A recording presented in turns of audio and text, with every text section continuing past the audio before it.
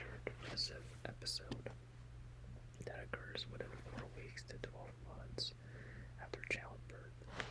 The key term here is the major depressive episode, which we'll define later. Anyways, this form of depression affects a mother's ability to care for herself and her baby, and consequently, this can lead to long-lasting effects on child development. So, according to the Diagnostic and Statistical Manual 5, or DSM-5, in order to meet the criteria for major depressive episode, 5 or more of the following symptoms must be present during the same 2-week period. So remember that 5 or more of the following symptoms have to be present within the same 2-week period. And these symptoms must represent a change from previous functioning. Moreover, at least one of the symptoms must be either a depressed mood or a loss of interest or pleasure. So either one of these forms of symptoms must be present in order to have a major depressive episode. First one being a depressed mood for most of the day, or it could be nearly every day. This is obtained through a subjective report or through observation of a patient. Second criteria is markedly diminished interest or pleasure in all or almost all activities most of the day. Third criteria is significant weight loss when not dieting, or when you have weight gain, or even a decrease or increase in appetite. The fourth one being insomnia or hyperinsomnia nearly every day. Fifth one, psychomotor agitation or retardation nearly every day. And this criteria is met when these behaviors are observed by others. Sixth criteria is fatigue or loss of energy nearly every day. Seventh criteria is feelings of worthlessness or excessive/inappropriate guilt. We also have diminished ability to think or concentrate, or indecisiveness.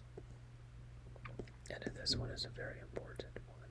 So recurrent thoughts of death, recurrent suicidal ideation without a specific plan, or a suicide attempt, or a specific plan for committing suicide. This one is very critical.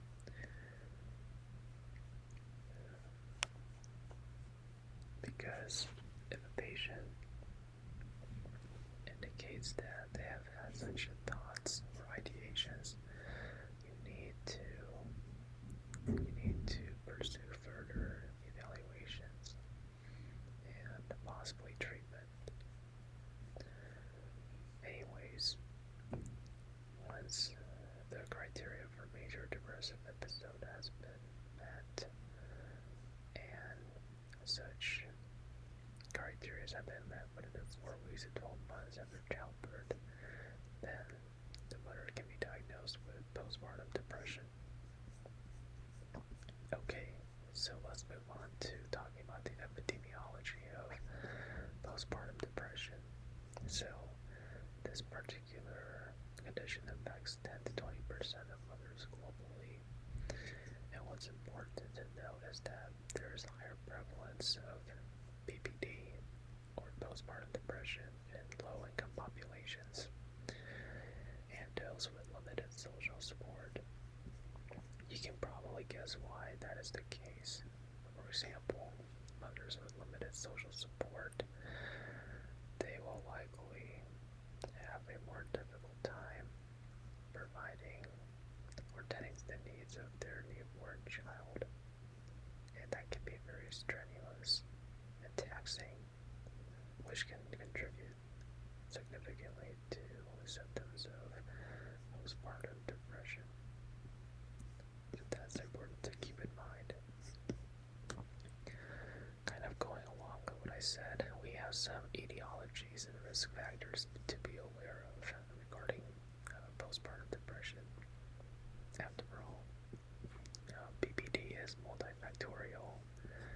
involves biological, psychological, and social elements.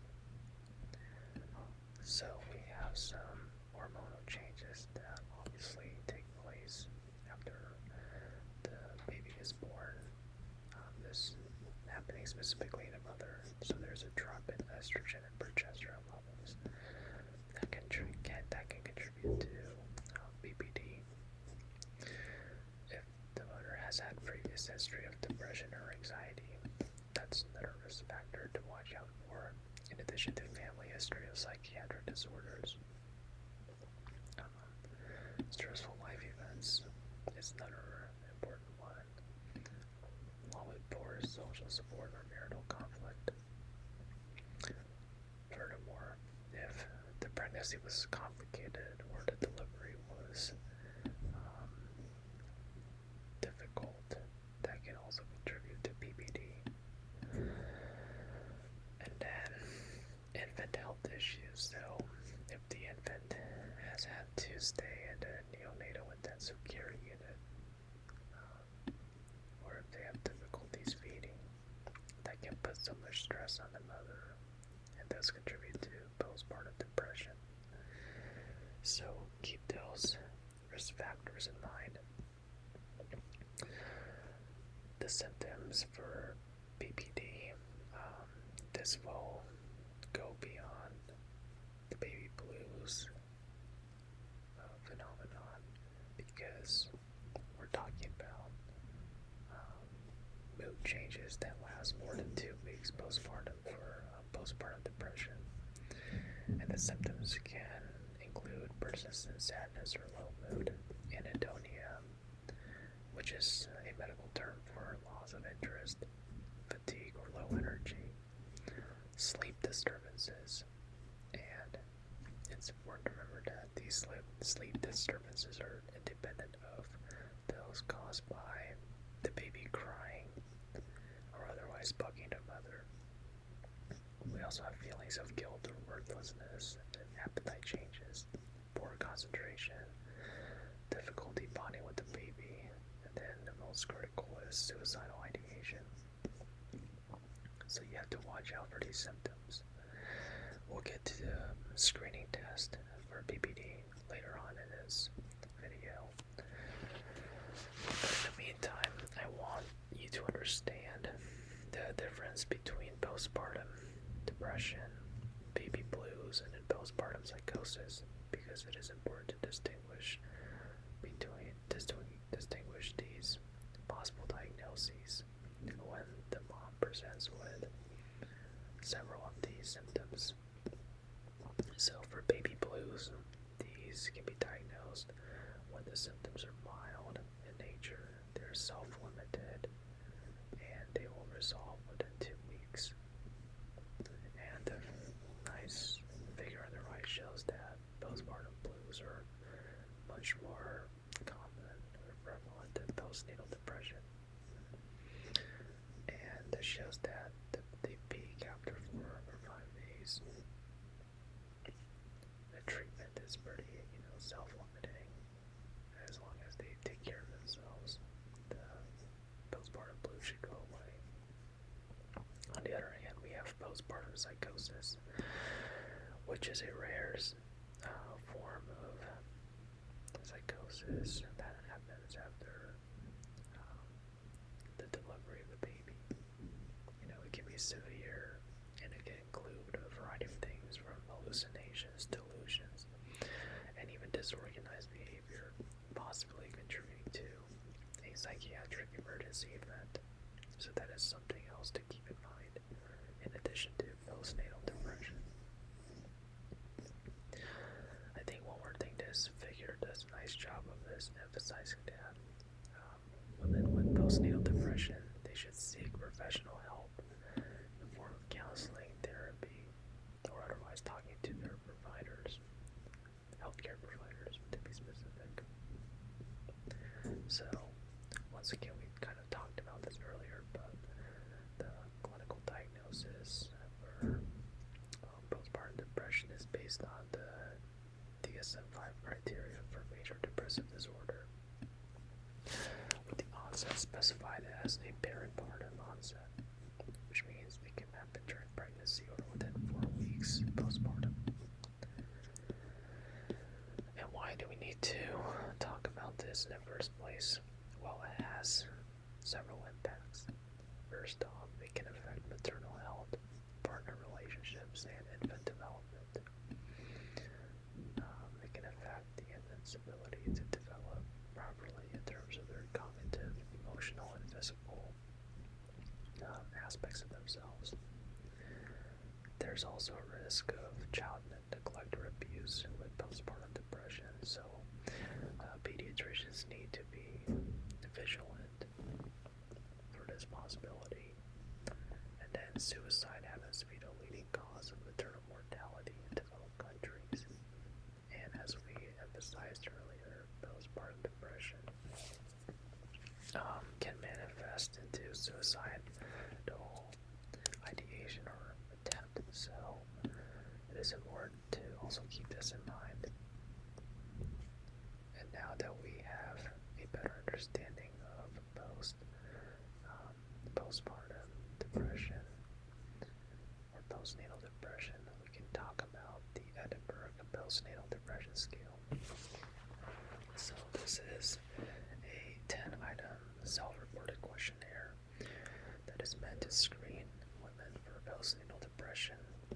It was developed in 1987 by the following individuals. Those last names were Cox, Holden, and Sakovsky.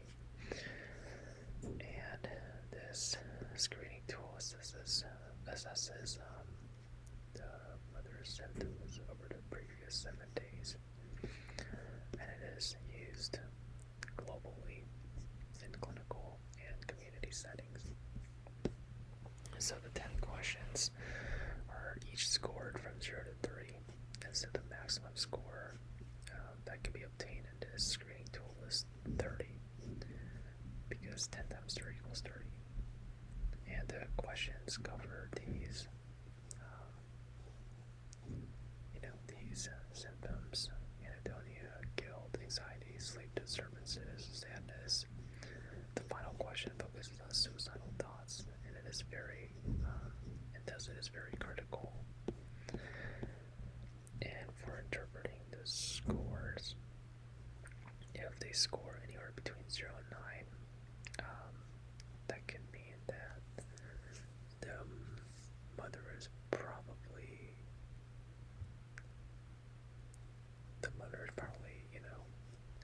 in a normal state.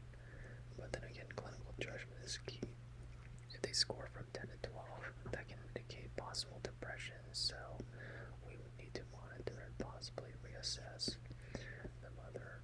And then if they score anywhere greater than or equal to 13, that is likely indicative of clinical depression. So referral and further evaluation would be warranted. And lastly, if there's any suicidal ideation, then there needs to be an immediate follow-up. So, in other words, if they score higher than 0, just for question 10 specifically, there needs to be immediate follow-up. Remember that. So now we're ready to move on to a sample Edinburgh screening tool.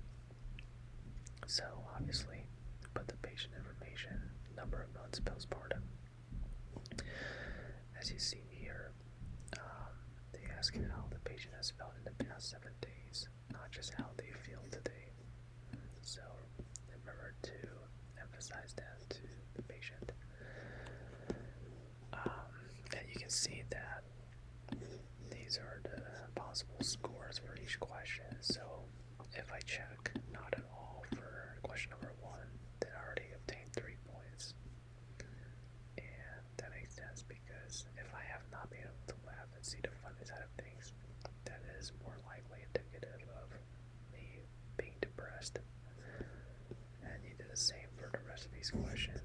And as we talked about earlier, question 10 is critical. If they check either this, or this, you need to proceed to further evaluation of the patient. as we explain over here. So that's how the Edinburgh scale works. And now we can talk about its advantages and disadvantages, or I should say limitations. Some advantages of this screening tool is that it is simple and quick. Shouldn't take no more than 5 minutes. It is also non-invasive because you're not literally poking stuff into the patient's body.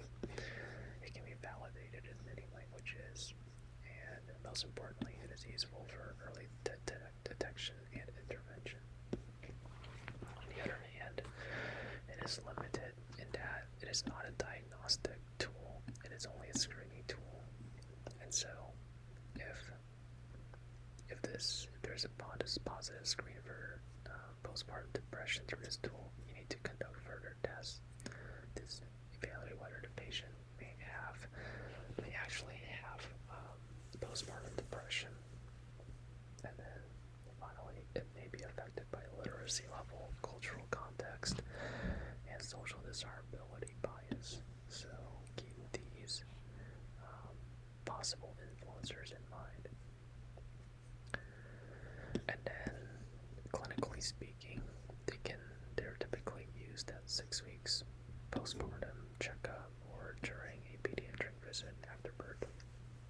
And what's useful about this tool is that it can be administered by a variety of health professionals, from OB-GYNs to pediatricians, nurses, or even primary care providers. So, what I want you to take away from this video is to understand postpartum depression as a serious, treatable mood disorder. It is not just a normal adjustment, like the baby blue syndrome, or like the baby blue condition. Also be familiar with the Edinger postnatal depression screening for early detection.